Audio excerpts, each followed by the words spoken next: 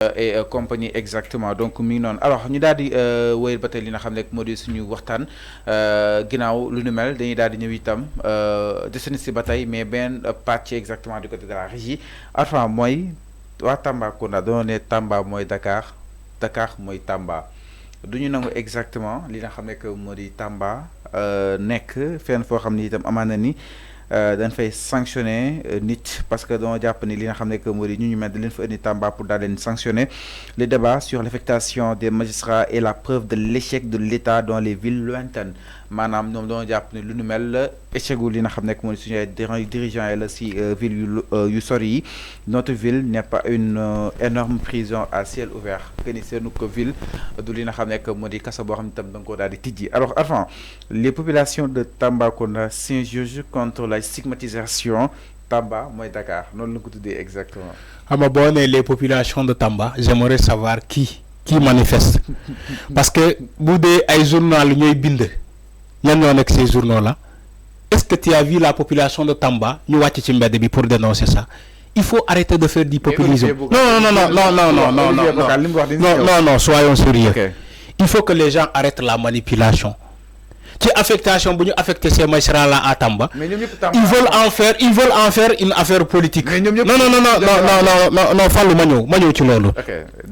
Tamba c'est une région du Sénégal. C'est une ville du Sénégal. Kédougou c'est une ville du Sénégal. Ci Sénégal lañu bokk.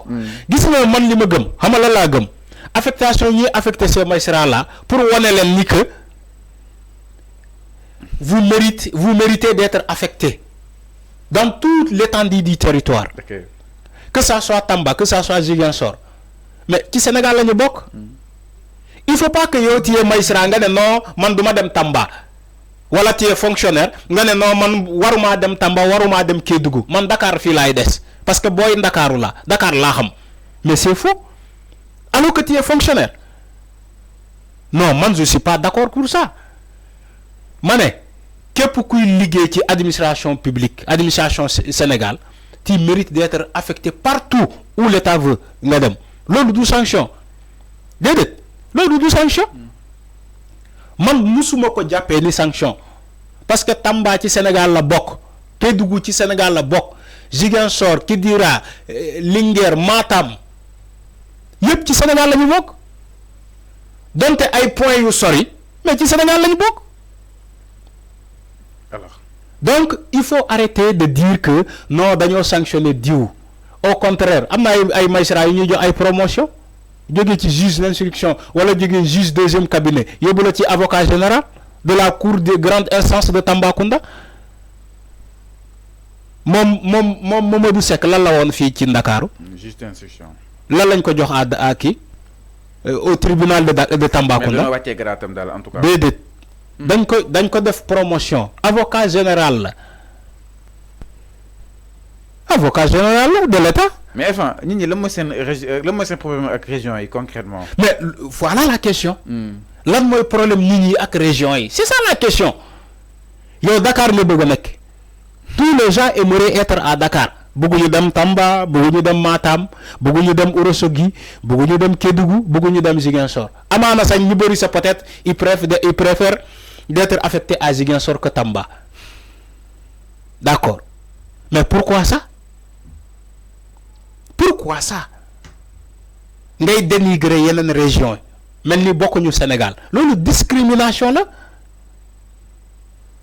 loolu mooy discrimination ngay discriminer yeneen région au détriment de Dakar parce que Dakar c'est la capitale tu veux pas aller à Kédougou d'accord nga ne non foofu dafay sori su ma bëggee ñëw Dakar foog ma kii na def des heures wala def ñaari fan non bëgguma dem Tamba parce que Tamba non mais attends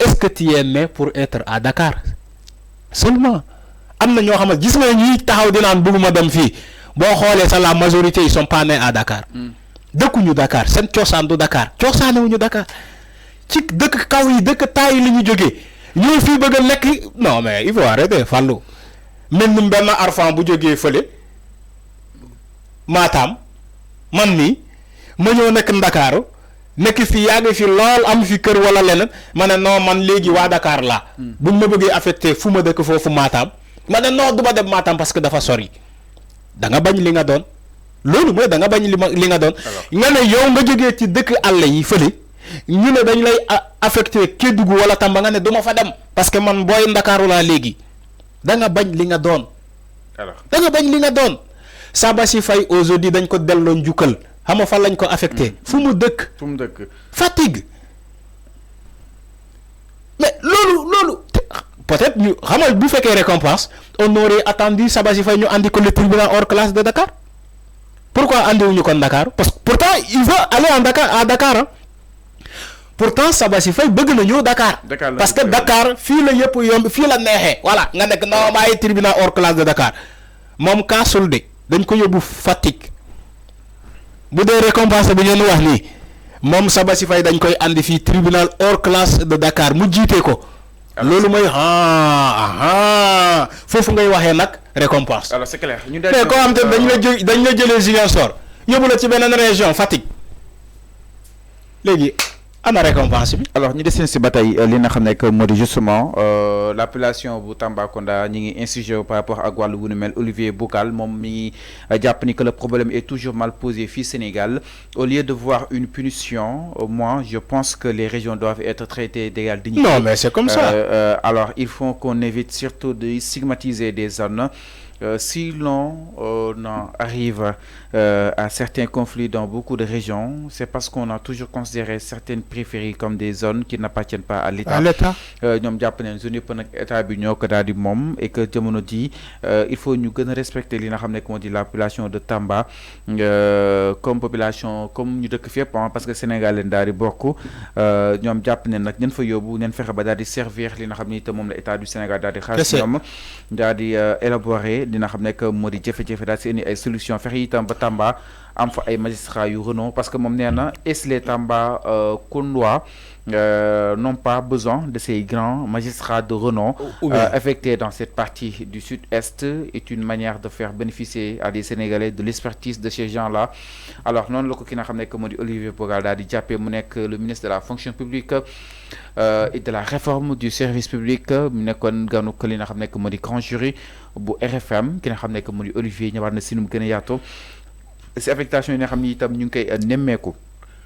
Alors ginnaaw loolu dañuy daal di ñëw itam si leneen avant le conseil supérieur de la magistrature ginnaaw ba ko Diomaye daal di changé UMS et tant d'autres avant ñoom ñi ngi déplorer benn mbir par rapport ak li nga xam ne que moo di li am si affectation yi UMS ñi ngi déplorer une purge affectation bu Maham Diallo Mamadou Seck ak ki nga xam ne que moo di Abdou Karim Diop le président bu Union des magistrats bu Sénégal comme on a eu à le dire dans nos précédentes sorties nous exhortons nos collègues qui siègent au conseil à jouer pleinement le rôle et à veiller à qu'aucun magistrat ne soit affecté à la suite d'une décision rendue.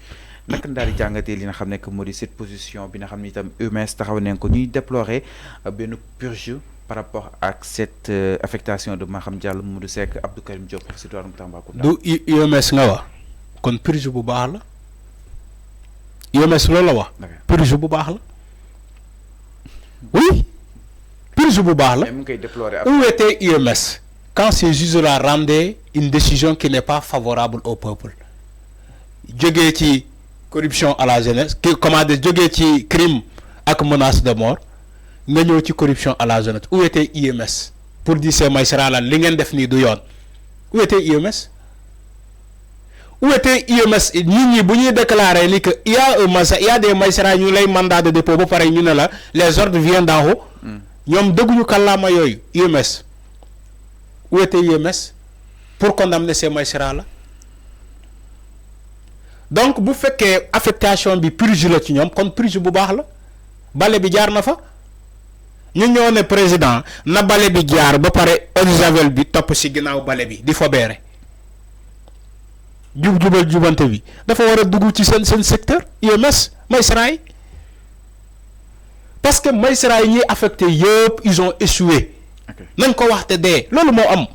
Que ça soit le procureur l'ancien procureur ça laa koy wax léegi Abdou Karim Diop il a échoué nañ ko wax te dee loolu moo am que ça soit Omar Maham Diallo il a échoué Il a échoué. Man xamala la gëm suñu nekkoon dans un état sérieux, ils seront jugés comme leur père. Ils seront jugés. Ah bon? Oui. ñaata sénégalais ñoo perdre seen bakkan ci les manifestations là. Ils devaient être jugés. Mais ñoom dañuy jàpp ñoo indi leen Arfan ñëw def li. dama ne si on était dans un état sérieux aux États-Unis ou quelque part dans le monde. duñ leen bàyyi ñu demee noonu. duñ leen bàyyi sa ñu demee noonu. Ils devaient être jugés yóbbu leen ci kanam yoon bu fekkee ñoom ñoo am dëgg ñu continuer seen liggéey bu fekkee am ñu dëgg ñu wàccee leen radier leen bu ñu nekkoon dans un état sérieux allez aux États-Unis ngeen gis ni ngeen juge un juge bu def ces conneries là ngeen xool ndax dinañ ko continuer di jox promotion. Au contraire Bassirou Diomaye Faye les a donné des promotions malgré lu ñuy def ñaawte fii ñuy def fii on a continué de donner des promotions. ñu affecté leen feneen les gens ñu am lu ñuy wax. mais juge Bakhoum dugal nañ ko frigo Arfan. Bakhoum kenn dugalu ko frigo. Malgré c'est-à-dire que moom kenn du ko affecté parce que grade bu mu am. amul liggéey maintenant Bakhoum dafa bokk ci équipe bu laaj yi. Il a fait partie de cette équipe-là qui a échoué. Mon Bakhoum, il mérite des sanctions comme tout le monde. Comme grade may ko pour nous affecter ko fenen. Moo tax ñu yóbbu ko ci conseil d'administration bi. Mu nekk fa comme conseiller.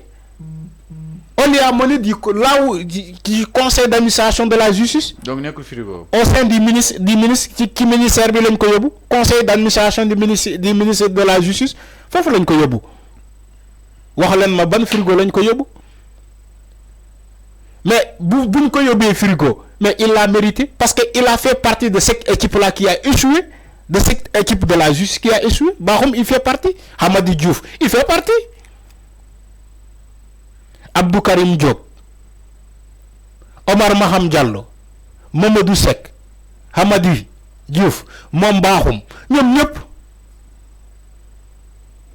ils font partie de cette équipe de justice qui a échoué.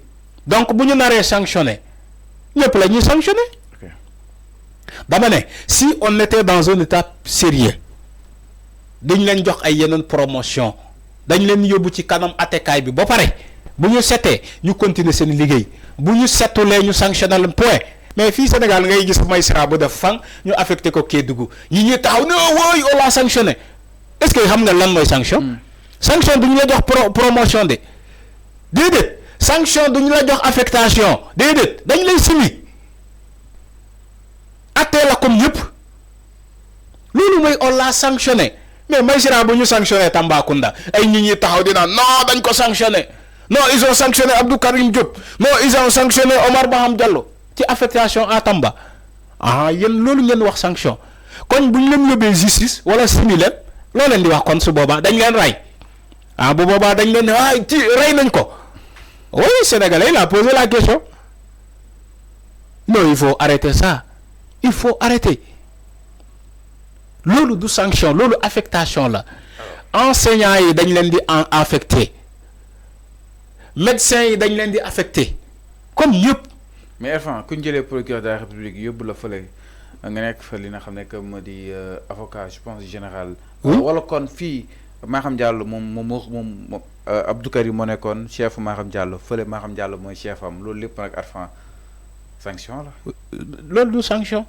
déedéet loolu du sanction. ok ku nekk day mérité lu mu doon. alors mais taxawaay UMS. man dama jàpp ni que ñoom loolu la ñu mérité. ñu ñëw ba tey si taxawaay UMS exactement beneen bi aussi ñoom nee neen au moment de délibérer ni le président de la République ni le garde des Sceaux ne sont présents aux côtés des magistrats, encore moins une tierce personne. Aucun magistrat ne peut se réfugier derrière un quelconque argument pour justifier un manque d'indépendance dans son office.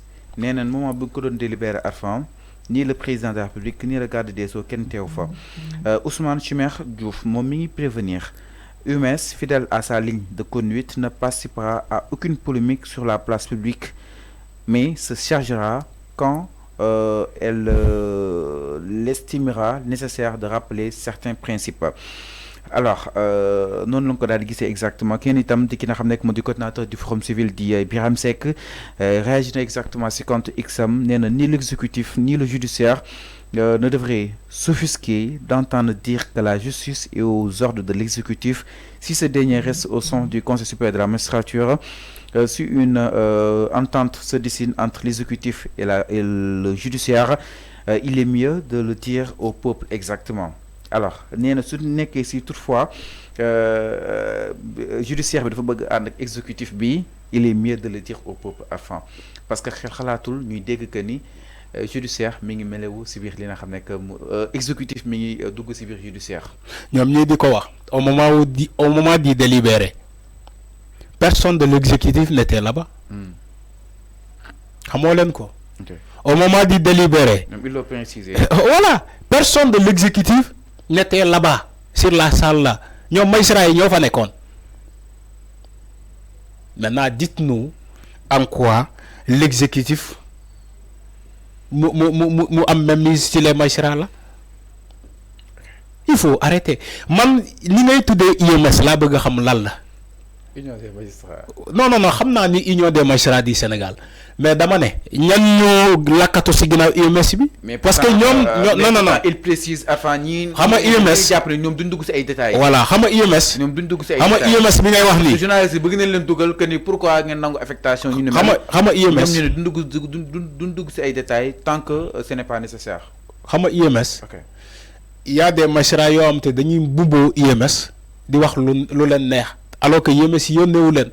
alors c'est même UMS là Union des magistrats là moom moo taxaw am ay avis yu waroo ni que président war na quitter wala war na fa des. ba tey jii ñi nga voilà avis yu waroo yi. loolu la donc yow munoo kon donc critiquer le président wala l'exécutif sagam yow UMS munoo jël la bonne décision pour voir que ni président war na des toujours ci le conseil supérieur de la magistrature wala war na dem donc yow tey munoo taxaw tey critiquer ko pour ses affectations.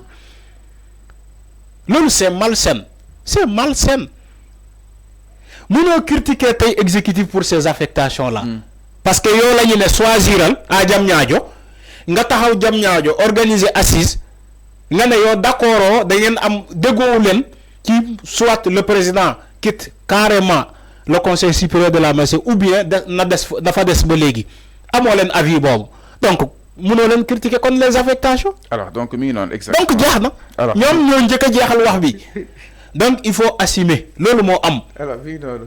il faut assumer. alors mi ngi noonu exactement la réaction de UMS si wàllu bu ni mel alors on se quitte si benn ponk exactement daal di fay jeexale sans plus tarder nous sommes pris par le temps alors Arfan.